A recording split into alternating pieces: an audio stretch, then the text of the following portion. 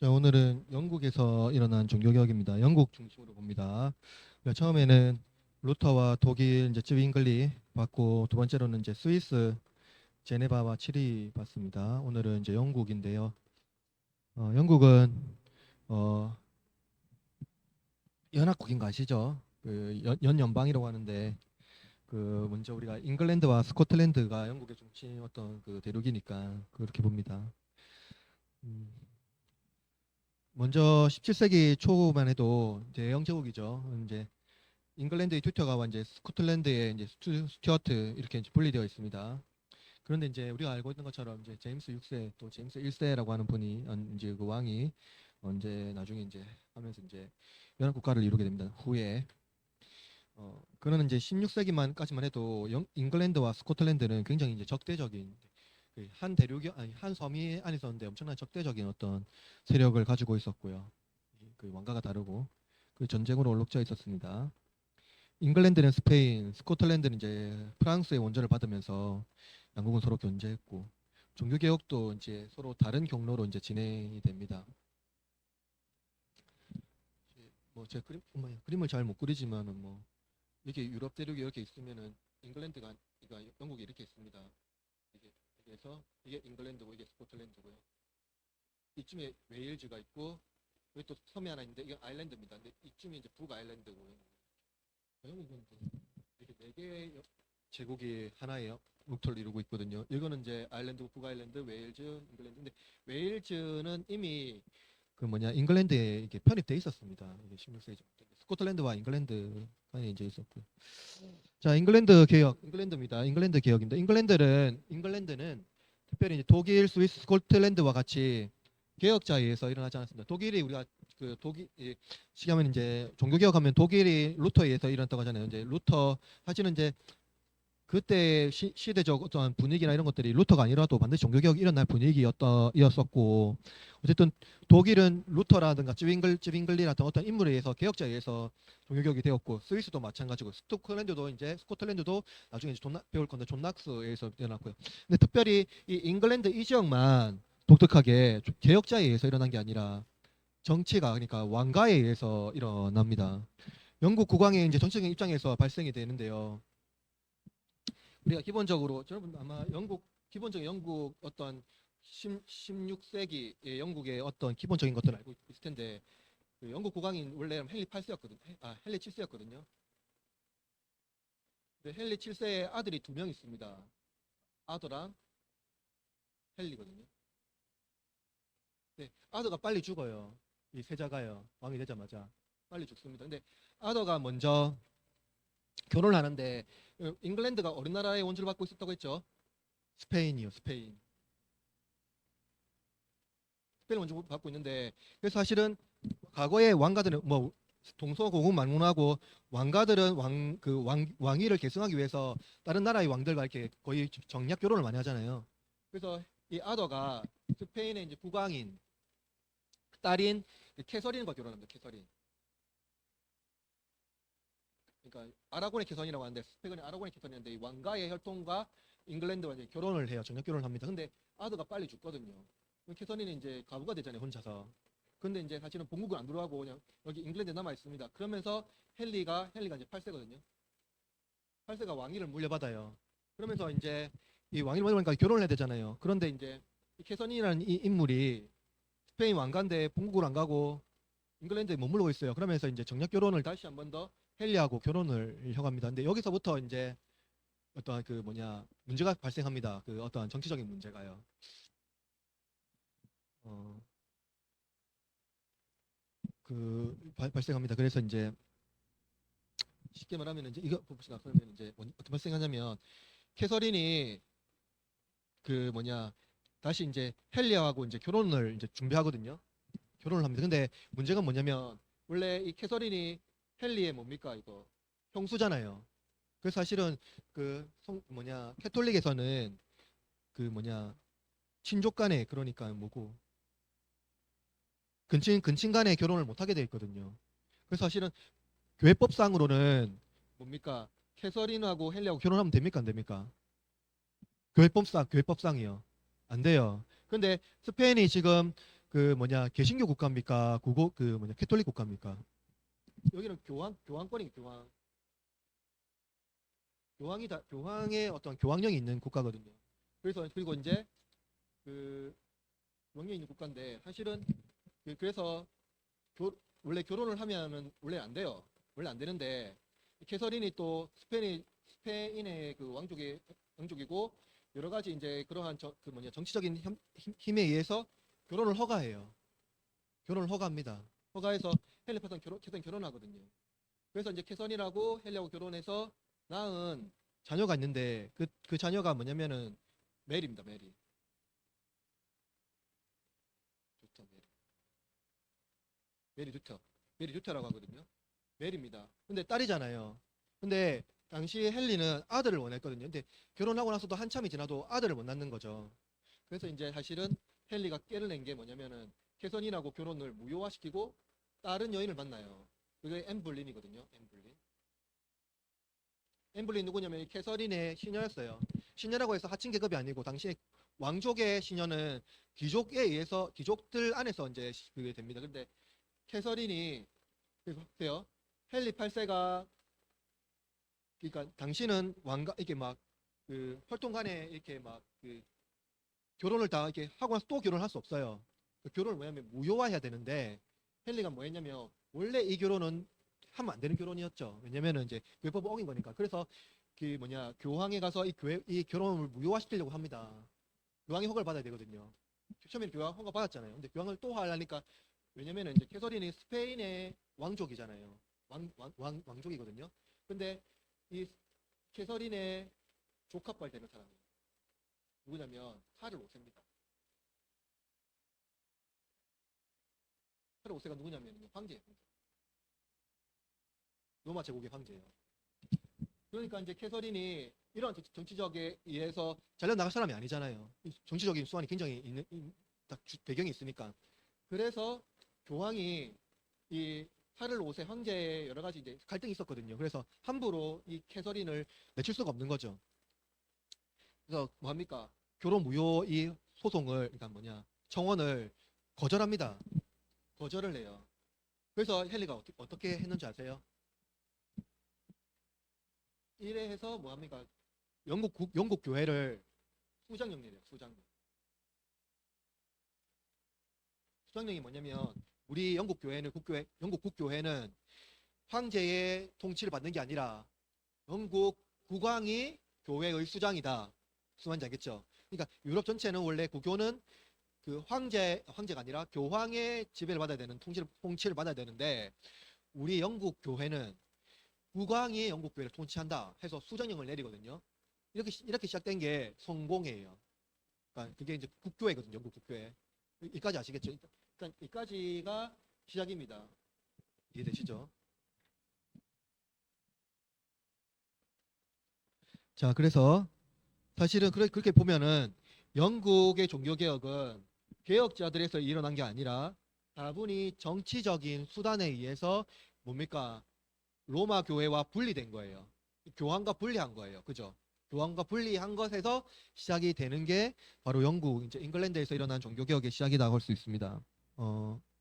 사실은 이제 원래 헨리는요 전혀 종교개혁에 관심이 없었습니다. 헨리 8세는 관심이 없었어요. 그리고 이제 사실은 헨리 8세는요 그냥 자기 본국의 어떤 정치적인 수완만 정치적인 그 안정만 있으면 되거든요. 그래서 과거에 이 헨리 8세가 그 교황인 그때 그 레오 10세가 교황이었거든요. 레오 10세가 교황일 때 루터를 반박하는 잉글랜드에서 루터를 반박하는 수치자를 이제 발간하고 출간을 하고 나서 황제에게 그러니까 교황에게 헌정했어요. 헌정하고 루터를 저주하기까지 하거든요. 그런 게 보면은 이 헨리 8세는 전혀 종교개혁에는 별로 관심도 없고 예, 전혀 그런 데에는 어떤 그런 여지가 없었다. 오직 그냥 그 뭐냐 자신의 정치적인 어떤 그건 뭐냐 그냥 정치적인 어떤 그 형태만 남아 있었다라는 거예요. 어 그런데 이제 어쨌든 헨리 8세가 영국의 국왕이 잉글랜드 국왕이 로마 교회와 이탈했잖아요. 그러면은 어떠한 종교적인 어떠한 명맥을 만들어야 되거든요. 그래서 필연적으로 개혁자의 어떠한 그 문서나 이런 모델을 가져올 수밖에 없어요. 그래서 이제 모델 가져오는데 그래서 초기에 나온 게 그 뭐냐 1536년에 식계조라는 신앙 고백서를 발표하는데요. 식계조 이렇게 보면은 두 번째 단락에 한, 둘, 셋, 넷, 다섯, 여섯 번째 줄에 식계조라는 이제 신앙 고백서를 발표하는데 이거는 이제 루터파에 약간 좀 그 모방한 겁니다. 사실은 그들의 어떤 신앙적인 어떤 게 없으니까 그냥 뺏길 수밖에 없잖아요. 따라올 수밖에 없잖아요. 모방한 건데 그런데 여기도 사실은 좀 어색해요. 그러니까 일단 종교개혁을 일단은 뭐냐 로마에서는 이탈했잖아요. 근데 로마에서 완전 이탈한 게 아니라 로마에 있는 교리를 있잖아요. 다 버리지 않아요. 그러니까 사실은 칠성내 그대로 다 가져오거든요. 그리고 약간만의 어떤 경계선만 주지 거의 뭐 개신교의 교리와 로마교의 교리와 거의 그냥 혼합되어 있는 그런 상태입니다. 뭐 사실은 아직도 성공회는 그런 가면은 이게 개신교인지 로마교인지 분리하기 굉장히 어렵거든요. 그러니까 뭐가 뭔지 알 수 없습니다. 거의 뭐 개신교라고 보기도 어렵고 로마교라고 보기도 어렵고 좀 어색한 그게 이제 성공입니다. 자, 그래서 이제 그렇게 이제 시작했고요. 그런데 이제 보세요. 보세요. 근데 헨리 8세가 이제 사실 엠블린을 만나잖아요. 시작은 했는데 이제 엠블린 만나요. 그리고 이제 수장령은 내일 전까지 엠블린과는 비밀리에 결혼합니다. 그러니까 한간에는 이런 말인데 헨리 8세가 뭐냐 캐서린의 시녀 엠블린을 보고 너무나도 사랑해서 캐서린을 버렸다고 하는데 사실은 캐서린과 이혼하려고 한 것은 엠블린 만나기 전이에요. 그러니까 이유라는 거죠. 그리고 그러니까 그 이혼을 이제 소송하고 나서 사실은 이제 그렇게 보면 헨리 8세는 이제 국왕으로서 자신의 어떠한 그 뭐냐 왕계를 계승하려고만 생각한 거예요. 근데 아들을 못 낳으니까 무효화시키고 그때 이제 엠블린이 이제 등장한 거예요. 예, 엠블린을 만나서 비밀리에 결혼합니다. 비밀리에 결혼. 비밀 결혼. 비밀 결혼을 해요. 비밀 결혼을 하고 그러면은 이제 또 그 뭡니까? 어쨌든 뭐 빼어난 미모가 있고 뭐 이게 뭐 사랑해서 결혼했다 하더라도 헨리의 관심은 뭐예요? 왕위 계승이잖아요. 그러면 또 엠블린은 아들 낳았을까 안 낳았을까요?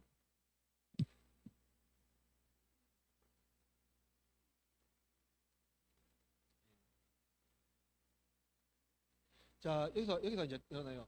헨리 8세와 엠블린 결혼해서 그 유명한 엘리자베스를 출생합니다. 그리고 나서 또 아들 못 낳아요. 근데 이 헨리 8세가 어떻게 하냐면 또 아들 못 나오니까 엠블린은 어떻게 한줄 아세요? 런던 탑 있잖아요. 런던 탑. 거기에서 참수형을 시켜버려요. 그리고 이제 그 뭐냐 참수형 시킴으로 인해서 아내가 없으니까 그냥 또 이혼을 해버리고 이거 또 교황청에 걸 필요 참수 그 런던 탑에서 참수형 시키거든요. 시키고 나서 네 참수형 시키고 나서 또 다른 시녀를 내려오는데 그 시녀가 또 누구냐면 또 엠블린의 아내가 누구냐면 엠블린의 시녀인 제인 시모입니다. 제인 시모.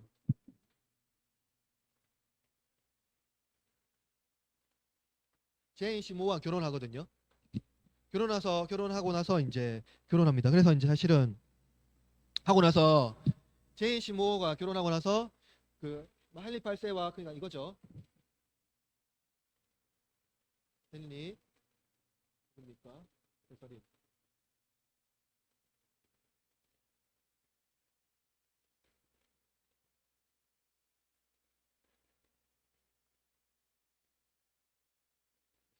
캐서린에서 메리, 엘리자베스.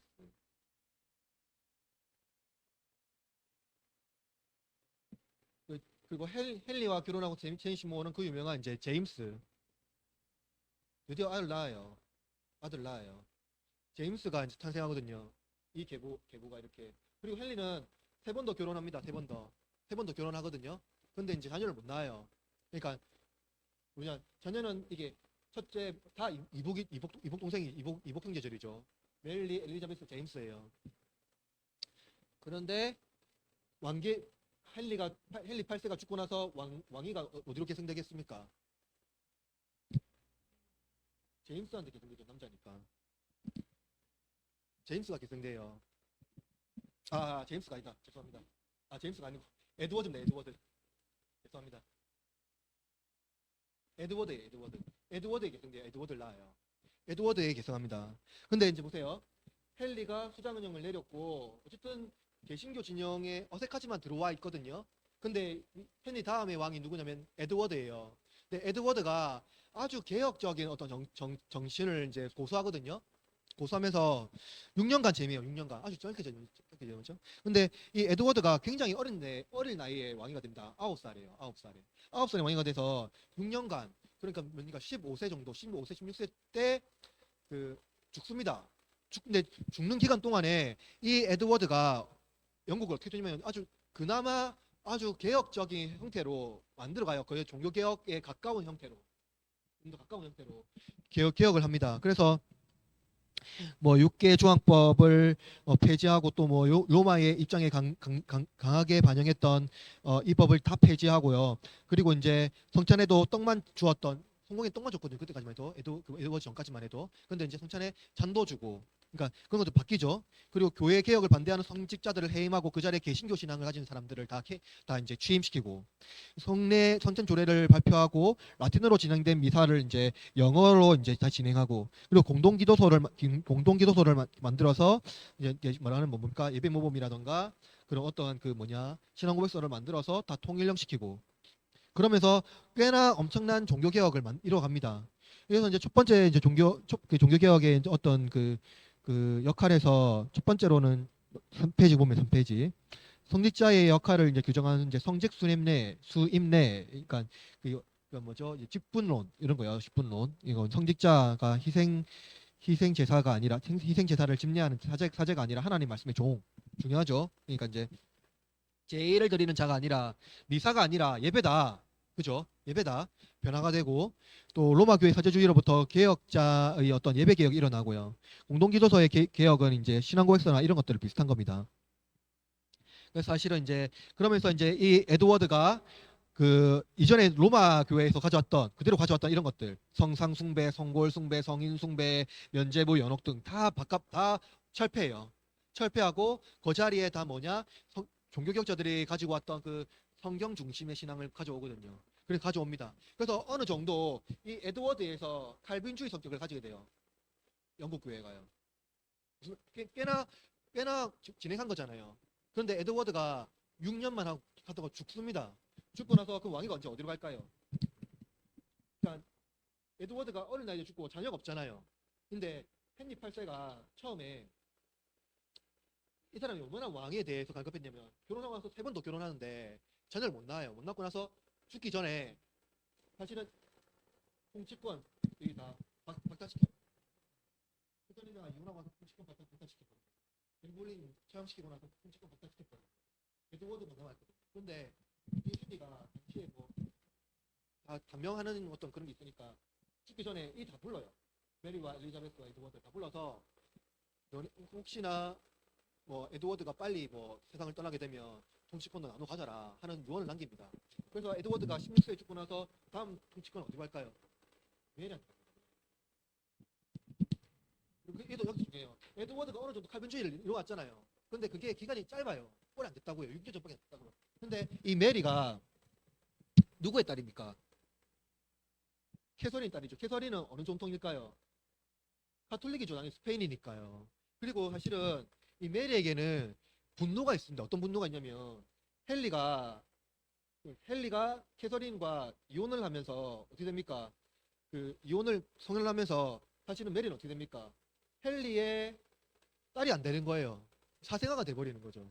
그러니까 아버지가 없어지는 거다. 갑자기 왕가에서 그죠? 그리고 사실은 그러한 이유가 보시고 보면 종교개혁 때문이거든요. 그러니까 헨리 8세가 개혁만 안 했어도 그러니까 그런 어떤 개혁만 안 하고 그냥 로마 교회에 붙어 있어도 이런 문제는 없었다 해서 메리는요 철저하게 로마 교회로 회유합니다. 그러니까 에드워드가 이루어왔던 모든 것들을 다시 바꿔요. 그리고 어떤 일이냐면 메리의 별명이 뭐냐면 피의 메리거든요. 피의 메리. 그러니까 개신교 인사들을 엄청난 사람들을 다 학대하고 그 막 순교시킵니다. 막 순교시키고요. 그리고 메리 박해 때 스코틀랜드에 있던 존 낙스가 스코틀랜드에서 제네바로 망명 갑니다. 아, 제네바로 간 게 아니라 어, 제네바로 그때 망명 갑니다. 메리 때 망명 갑니다. 망명. 하여튼 그때 개신교 인사들이 잉글랜드에서 다 떠나버리거든요. 대부분 스위스로 많이 가요. 스위스로. 하여튼 엄청난 그런 것들 많이 하고 그리고 대부분의 어떠한 탄압을 많이 해서 거의 뭐 캐톨릭으로 이제 그 로마 교회의 어떠한 수인권 안에 이제 거의 들어가요. 그리고 그럴 때면 어떻게 됩니까? 이게 말했던 수장령 어떻게 됩니까? 취소가 되겠죠. 취소되겠죠. 거의 취소시키고 거의 뭐 로마 교회로 거의 회유합니다. 근데 또 이 메리가 그, 그 5년간 통치하다가 이도 죽거든요. 죽고 나서 이제 있습니다. 근데 메리에 대한 재미있는 전설이 있는데 우리 어릴 때 멍멍이 개를 강아지를 메리라 불렀잖아요. 예. 근데 그 잉글랜드 사람들이 처음에 너무나도 잔혹하니까 집에 있는 개들을 메리라고 불렀답니다. 근데 그 청교도들이 미국 가가지고 그 전통을 그대로 고수했는데 그들이 한국에 선교사로 오면서 개를 메리라고 부르면서 이제 한국 사람들이 이제 그때 메리구나 메리 이렇게 불렀다는 어떤 전설이 있고 그만큼 아주 잔혹한 영국을 이끌었거든요. 그때가 영국의 암흑기라고 말을 해요. 근데 그러면 이제 메리가 죽었잖아요. 죽었어요. 원통제가. 그러면 이제 누구한테 통치갑니까? 엘리자베스가 통치하겠죠. 엘리자베스가 통치합니다. 엘리자베스는 굉장히 오랫동안 통치하거든요. 44년간 통치합니다. 44년간요. 4년간. 그러니까 25세의 처녀로 아니요. 이 사람 1세. 예. 그 3세. 1세. 지금 1500년대인데. 25세로 처녀의 왕위가 계승하고요. 근데 이 엘리자베스가 어떤 인물이냐면 당시만 해도 영국은요 변방이었어요. 유럽의 중심 국가가 아니었거든요. 그러니까 말했잖아요. 이 국가가 나해서 스코틀랜드는 프랑스의 원조를 스코틀랜드는 프랑스의 원조를 받고 잉글랜드는 스페인의 원조를 받고요. 그러니까 원조를 받는다는 것은 그들의 도움을 항상 청하고 받는다라는 거죠. 그러니까 이 당시만 해도 잉글랜드와 스코틀랜드 영국은요 유럽의 중심 국가가 아니라 그냥 섬이었어요. 섬. 대륙에서 분리됐잖아요. 근데 이 엘리자베스 이후로 영국이요 이거 이제 대영 제국을 만들어 이제 건설하게 되는 형태가 됩니다.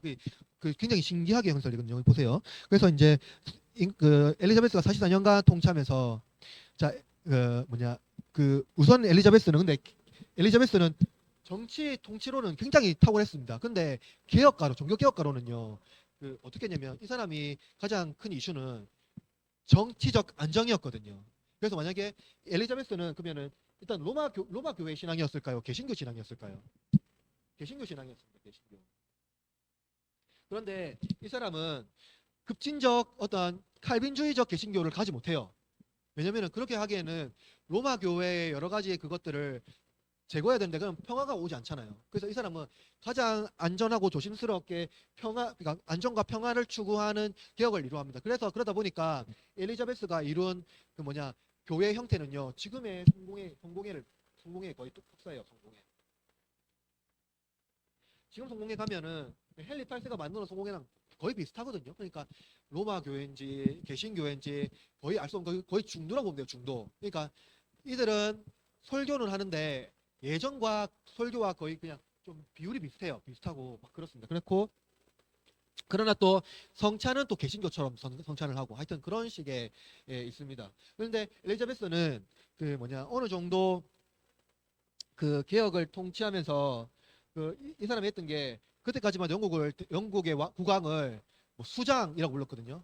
수장이라고 부르는데 이제 엘리자베스가 그 명칭을 바꿔요. 이제 최고 통치자라는 명칭을 바꾸고 그러면서 이제 영국의 어떠한 그것들을 다 이제 이뤄가는데 그가 했던 게 이제 1959년에 공동기도서를 출간하는데 그것을 이제 통례령 확장하는데 이 공동기도서가 에드워드의 형태를 그대로 따라가는 게 아니라 에드워드 형태에서 로마 교회를 약간 기운. 그러니까 거의 사실은 에드워드도 그 칼빈주의적 성격을 띄었지만 상당히 칼빈주의에서 못 미치거든요. 많이 못 미치는데도 엘리자베스가 그럼에도 불구하고 로마 교회에 약간 기운다라는 것은 그 개혁 개혁자의 어떠한 정신에 거의 많이 들어가지 못한 이 정도 수준의 개혁을 이제 끝냈다라는 거죠. 그리고 통일력을 하고요. 근데 그러면서 이제 그러고 또 에드워드 6세 때 제정된 이제 신앙고백서 45개절 개정해서 42개조를 개정해서 49개조로 작성하고요. 영국 교회 이제 기본 강령이 되어 있는 이제 성공의 교리적 지침이 이렇게 엘리자베스 39개조에서 이제 형성이 되었고, 그러니까 엘리자베스에서 만들어진 그 대부분의 이제 어떠한 지침이 이제 성공의 지금까지 거의 유지된다고 볼 수가 있습니다. 그래서 사실은 엘리자베스가 이루어낸 이 성공의 핵심은요, 중도예요, 중도. 중도. 그러니까 엘리자베스의 어떤 성격을 알겠죠. 평화와 안정에서 어떤 그 뭐냐 전쟁과 이런 것들을 안 하고 그 화합과 안정을 꾀하면서 그 정치적인 안정을 통해서 영국을 이제 재건하는 어떤 그런 것들 있죠. 근데 여러분 이거 있습니다. 그랬습니다. 엘리자베스 했던 말 중에 아주 유명한 그 한 문장이 있어요. 뭐? 짐은 국가와 결혼했다. 엘리자베스 결혼했을까 안 했을까요? 그 말은 안 했어요. 그러니까 엘리자베스 자녀 있어요, 없어요? 없어요. 자녀가 없어요. 어, 그래서 이제 사실은 이제 스코틀랜드 그 자녀가 없습니다. 그래서 이제 어 자녀가 없고 그렇게 이제 영국의 일단 통치가 이렇게 끝나요. 근데 영국 통치와 스코틀랜드와 이렇게 겹치거든요. 스코틀랜드를 이제 좀 봐야 되는데 여기까지 봅시다. 그러니까 엘리자베스가 통치하고 거의 중도로 끝났고 그 영국의 어떠한 기본적인 어떠한 형태는 다 그 뭐냐 정치적인 어떠한 형태는 엘리자베스가 많이 성취해놨어요. 84년간 통치하면서. 그런데 이제 스코틀랜드 이제 영국에 이렇게 있으면은 여기가 영국이고 여기가 스코틀랜드인데 스코틀랜드는 이제 제임스 4세가 잉글랜드 이제 헨리 7세, 그러니까 헨리 8세 이전에 7세의 이제 딸과 그 마가렛 튜터라고 있는데 그 결혼했을 때 사실은 이제 헨리 8세가 왕위를 계승한 후에 이제 어떻게 합니까? 그, 그 스코틀랜드와 잉글랜드와 평화가 임할 것을 기대했는데 스코틀랜드는 제임스 4세와 마가렛 사이에 태어난 제임스 5세를 어떻게 합니까? 스코틀랜드와 사실은 그렇게 되면은 잉글랜드와 결혼을 하면 되는데 결혼 안 하고 누구랑 합니까? 프랑스. 예, 프랑스의 왕가와 결혼다. 이게 메리라는 이름이 자꾸 나오는데 헷갈리지 마세요. 프랑스. 프랑스 메리랑 결혼. 프랑스 메리랑 결혼하거든요. 그러면서 이제 프랑스 동맹을 강화시키면 동시에 잉글랜드하고는 어떻게 할까요? 스코틀랜드하고는 멀어지겠죠. 멀어집니다. 전체적으로. 그리고 이제 멀어집니다. 어 그래서 이제 그 사실은 이게 이렇게 되면서 이제 아예 이제 영국과 스코틀랜드 완전 분리되는 거죠. 어 자, 그렇고요. 그래서 이제 당시 헨리 8세는 스튜어트를 자기 아들 에드워드와 혼인시키려고 했고, 당시 이제 친정파는 이를 환영했으나 이제 신불파가 이제 반대합니다. 그래서 메리 스튜어트를 프랑스에 보내어서 교육받게 합니다. 이게 뭐냐면은 그 보세요. 제임스 5세와 프랑스의 메리와 결혼했어요. 그런데 이제 그 뭡니까? 제임스 5세가 그 뭐냐 빨리 죽거든요. 거의 딸이 젖먹일 때. 근데 이제 그 뭡니까 헨리 8세가 그 있던 이 그러니까 제임스 5세하고 프랑스 메리와 결혼한 그 메리 스튜어트 어트를 그 잉글랜드 결혼시키려고 하는데 그 뭐냐 스코틀랜드에 있는 친불파가 스튜어트를 어디로 보내냐면 프랑스로 보내요. 어릴 때 완전 프랑스로 보냅니다. 근데 프랑스에 살아요. 그러면 봅시다. 이 스튜어트가 사실은 그 제임스 5세의 왕을 이을 사람입니까 아닙니까? 왕을 이을 사람이잖아요. 유일한 자녀니까요. 근데 어릴 때 프랑스로 가요. 그러면은 지금 스코틀랜드는 이게 그 뭐냐 왕가가 있지만 지금 왕년 정치가 이루어지고 있습니까 없습니까? 없는 상태예요. 그죠? 근데 명목상 왕은 누굽니까? 스튜어트예요. 메리 스튜어트요. 자, 이걸 기억하시고 자, 그렇습니다. 그래서 근데 스코틀랜드는 오늘날 장로교회의 원류가 되었다는 점에서 스코틀랜드는 중요합니다. 왜냐하면 스코틀랜드에서 일어난 장로교 운동이 북아메리카, 호주, 뉴질랜드 등 전파되었고 한국 초기 장교사들이 그 장로교를 세운 거는 스코틀랜드 장로교가 소개된 이후 그냥 한국의 각 70% 정도가 장로교인 걸 보면 스코틀랜드 교회계는 우리에게 중요한 흐름입니다. 먼저 스코틀랜드 종교계 이제 종교개혁은요. 우리가 이거 옛날 루터랑 그 뭐냐 쯔빙글리 이런 사람들이랑은 또 후세대입니다. 그죠? 한참 후세대예요. 칼빈보다도 후세대예요. 그죠? 그러니까 후발주자예요. 일단은 스코틀랜드는 영국도 마찬가지고요. 이제 이런 이제 스코틀랜드의 지정학적인 이유가 있습니다. 영국도 마찬가지고 지정학적으로 유럽 대륙이 아니잖아요. 그러니까 거기 그 건너까지 오려면은 일단은 바다를 한번 건너야 되잖아요. 그래서 지정학적 이유로 거기는 이제 후에 일어납니다. 프랑스는 대표적인 이제 그 스코틀랜드는 당시 이제 프랑스와 외교적인 이제 우호관계를 맺었고 프랑스는 대표적인 카톨릭 국가로서 스코틀랜드도 당연히 로마 교회의 가르침을 따르고 있었겠죠. 그러나 스코틀랜드에도 개신교의 사상이 점차 이제 스며들기 시작했고 이들은 위클리프의 추종자들이나 로랄드파나 보헤미안의 후스파 있습니다. 그 중에서 이제 영향이 있었고 그 1528년에는 최초의 순교자가 발생하는데 이제 그가 이제 페데릭 해밀턴입니다. 굉장히 유명한 인물인데 일단 넘어갑시다. 그는 이제 세인트 루스 대학교 교수였는데 독일에 방문하여서 루터의 영향을 깊이 받고 본국에 돌아와서 개신교 신앙을 전파하던 중에 순교합니다. 그 세인트 루스 대주교의 제임스 비튼에 의해서 체포되어서 1528년 화형을 당하는데 그때 그 나이가 24세였어요. 그러니까 하여튼 그 어떤 것은 있었고요. 그래서 종교개혁 성취때까지 30년 동안 성취전까지 약 30여 명의 개신교도들이 화형을 많이 당했습니다.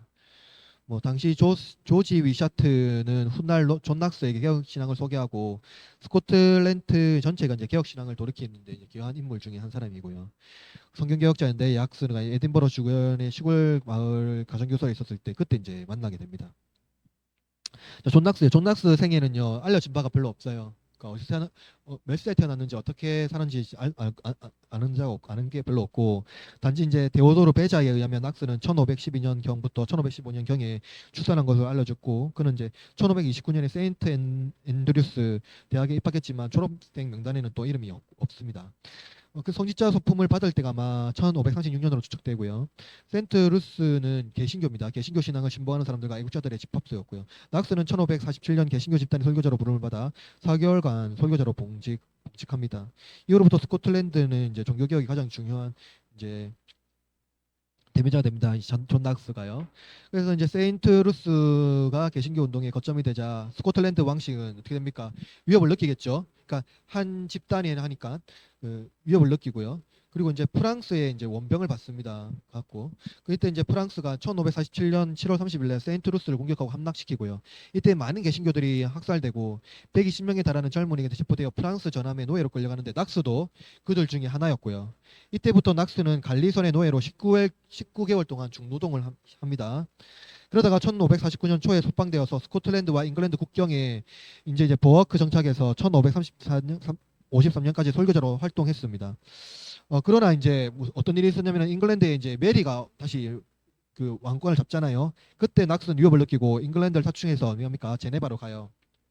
그때 칼빈을 만나거든요. 알겠죠? 그때 이제 제네바에서 칼빈을 만나요. 그래서 칼빈을 만나면서 그 인생에 엄청난 역전이 일어나요. 막 개혁 신앙에 대한 교회 정치에 대한 물론 그 개혁 신앙 가지고 있었지만 칼빈을 만나면서 엄청난 개혁 신앙에 대한 거에서 많이 받는 게 됩니다. 특별히 개혁 신앙뿐만 아니라 교회 정치 이런 거에서 영감과 영향을 받게 되고요. 그래서 낙스는 1555년의 가을에 스코틀랜드 비밀리에 입국하여서 그곳에 정치적 상황을 살피는 한편 마조리라는 이제 여인과 결혼합니다. 그때 마조리는 결혼한 후에 5년이 지나고 세상을 또 떠나고요. 그리고 낙스가 스코틀랜드에 있는 동안에 제네바에 있던 영국 피난민 교회가 그를 먼저 목사로 청빙합니다. 이에 낙스는 1556년 9월에 제네바로 다시 돌아와 59년에 1월 이제 스코틀랜드에 돌아가기 전까지 이제 거기서 이제 사역합니다. 자 이제 그러면 종교 개혁의 이제 전개가 일어나는데 1555년 이제 스코틀랜드에 비밀리에 입국했을 때 낙스가 6개월간 스코틀랜드를 전역을 이제 여행하면서 개혁파 신앙에 그 힘을 기울였고요. 전파인데 힘을 기울였고요. 그게 이제 뭐냐면 미사는 적 그리스도인 교회 산물이라고 지적하며 개혁주의 방식을 성취안으로 시행하고 가장은 가정의 제사장으로 가족의 신앙 문제를 책임지고 가정 예배를 통한 경건한 가정을 이룰 것을 호소했습니다. 당시 낙스는 여러 명의 정치 지도자들과 교제함으로써 개혁 신앙을 소개하고 함께 개혁 신앙을 수호하기 위한 모임을 형성했습니다. 낙스가 영국 피난민 교회의 청빙을 받고 제네바에 돌아간 뒤에 에딘버러 지방 법원은요 낙스를 이단으로 정죄하고 그의 형상으로 소위원도 불태웠습니다.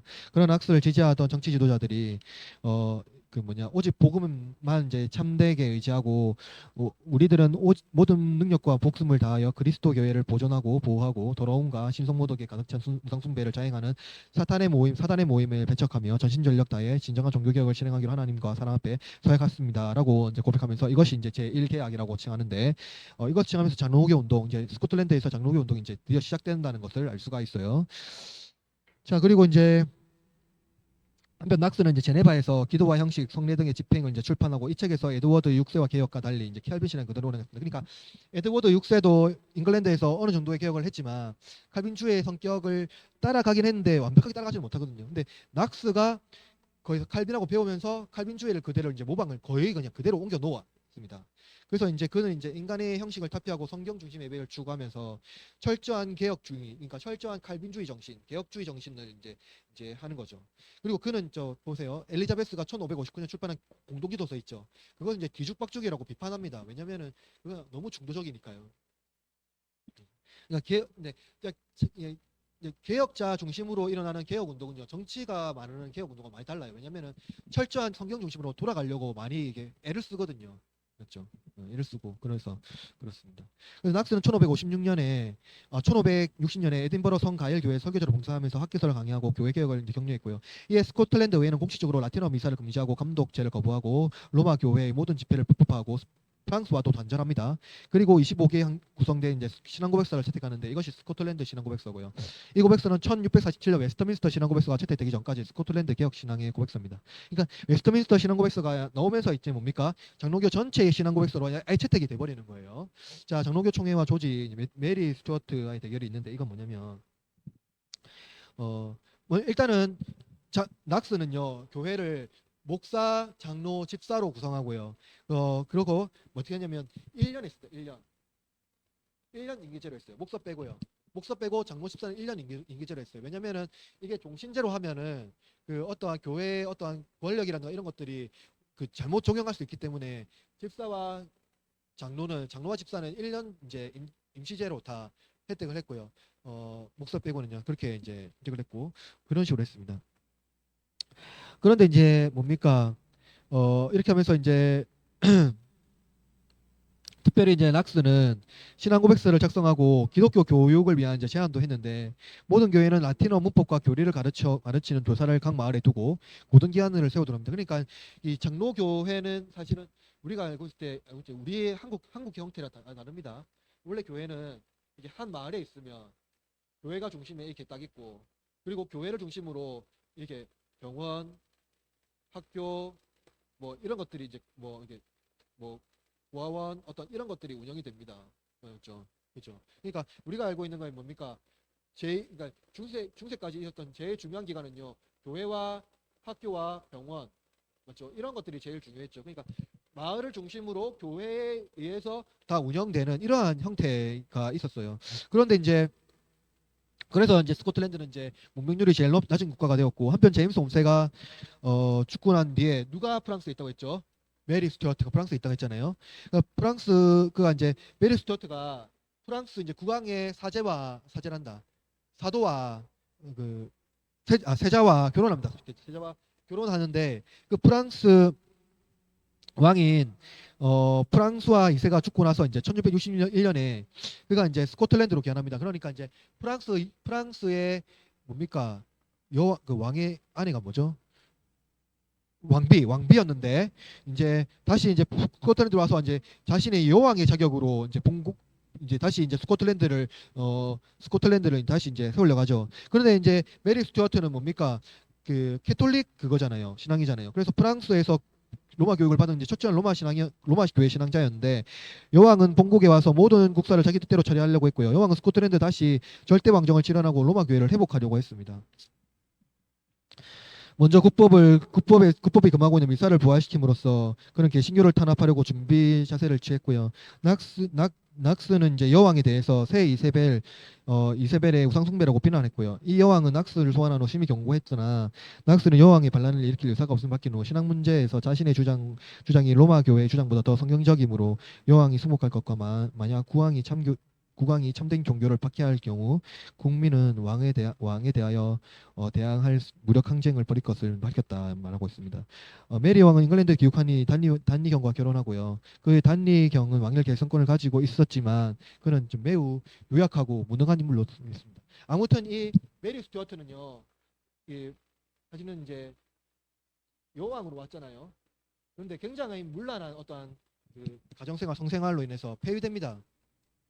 폐위되는데 이 사람이 어쨌든 그 단리경, 매니 스튜어트와 단리경 사이에 이 사이에 자녀를 한 명 낳거든요, 아들을요. 그게 누구냐면 제임스입니다.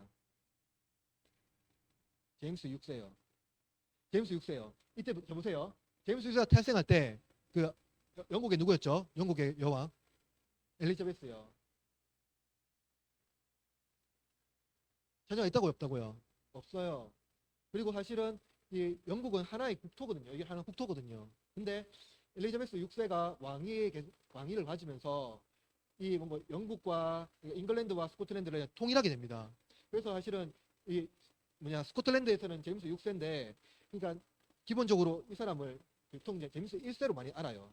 왜냐면은 잉글랜드에서는 제임스 1세거든요. 그래서 그냥 제임스 1세로 많이 말해요. 제임스 1세.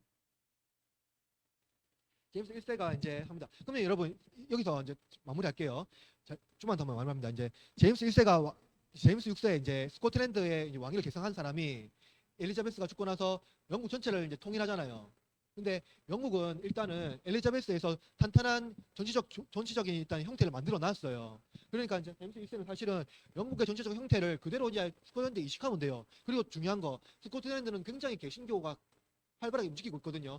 영국도 개신교가 만들어졌어요. 근데 보세요. 정치적인 입장과 개신교들의 입장을 통일하면 돼요. 그래서 개신국가로 벌번하면 되거든요. 근데 제임스 1세가 뭐 하냐면은 이 사람이 개신교의 신앙이 막 활발하게 움직이게 되면 자신의 왕위가 침탈당할 것을 하고 염려하고 나서 탄압 정책을 합니다. 탄압 정책을. 보세요. 제임스 1세가 만든 유명한 성경이 있는데 그게 뭔지 아세요? 예, 킹 제임스 버전이요. KJV라고 하잖아요. 이 성경을 그러니까 영어 번역 되게 중요한 책이거든요. 근데 이 사람이 이 성경을 편찬하고 나서 이 성경을 따르지 않는 사람들 다 처벌합니다. 쫓겨내고요. 그러면서 영국에서 엄청난 전쟁이 일어나거든요. 전쟁이 일어나거든요. 그게 무슨 전쟁이냐면 청교도 전쟁이에요. 청교도. 뭐예요? 그 의회파와 왕정파. 그러니까 의회파는 뭐냐면 이제 스코틀랜드 그에 있는 그런 어떤 개혁 정신을 따르는 사람들이 의회파고요. 왕정파는 성공회를 따르는 왕정파입니다. 근데 이때서 제임스에 의해서 뭡니까? 의회파가 핍박을 받잖아요. 그러면서 이들이 아메리카로 떠나요. 청교도로 떠나거든요. 그러면서 아메리카 대륙이 발견되고, 그리고 이제 이 안에 청교도 안에서 이 왕정과 싸우잖아요. 결국에는 그냥 누가 이긴 줄 아세요? 크로멜 잡았습니다. 크로멜. 그 우에파가 이깁니다. 이기면서 영국에서 어떤 일이 일어나냐면 청교도가 일어나거든요. 청교도가. 그러면서 이제 영국 안에서, 그러니까 이때까지만 해도 영국은 변방이었는데 이 사건 이후로, 그러니까 엘리자베스 이후로 18세기 때 영국에 산업혁명이 일어나고, 그러면서 영국이요 대영 제국이라는 형태를 마련하거든요. 근데 신기하게 하나님께서 변방이었던 이 잉글랜드를 그러니까 엘리자베스와 제임스라는 인물을 통해서 통일하게 하고, 그러면서 영국이 사실은 유럽에서 종교개혁이 일어났고 유럽에서 그런 어떤 개혁이랑 이런 것들이 더 활발하게 일어나야 되는데 16세기, 17세기 이후는요 영국에서 모든 그 기독교 신앙이요 다 드러나요, 다 나타나요. 뭐 우리가 알고 있는 모든 운동들이 잉글랜드에 다 나오거든요. 청교도, 유명한 그 청교도요.